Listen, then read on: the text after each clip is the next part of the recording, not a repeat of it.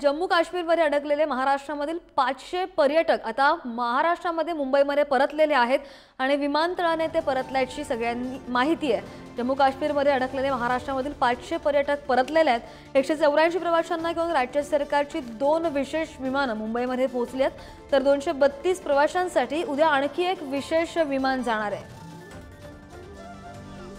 आणि हेच ते पर्यटक आहेत जे जम्मू काश्मीरला फिरण्यासाठी गेलेले होते। ते पर्यटक आता मुंबईमध्ये दाखल झालेले आहेत आणि त्यांची ही नारेबाजी।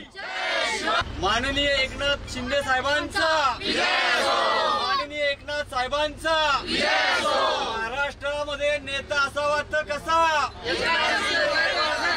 जय भवानी जय शिवाजी जय भवानी जय शिवाजी। एक रेलिंग होतं, त्या रेलिंगवरनं आम्ही उडी मारून जमतेम बाहेर आलो 2 जण। तेव्हा सुद्धा आम्हाला एक घोडेस्वारानेच मदत केलेली होती तिथल्या लोकल।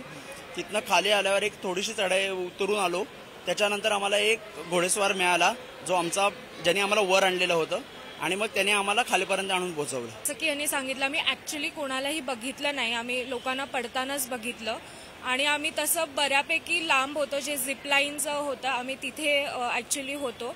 आणि हे सगळं झाल्यावर आम्ही उलट्या दिशेने जे की खाली घडत होतं गेटजवळ त्याच्या अपोजिट दिशेने आम्ही पळालो आणि तिथे एक फेन्स होता ऍक्च्युली, त्या फेन्सवरनं आम्ही मग उड्या मारून दुसऱ्या साईडला गेलो, सेफ साईडला, आणि मग तिथून खाली उतरायची जर्नी स्टार्ट केली। पहलगामला बरेच जे ठिकाण आहेत ते बघण्यासाठी पर्यटक जातातच।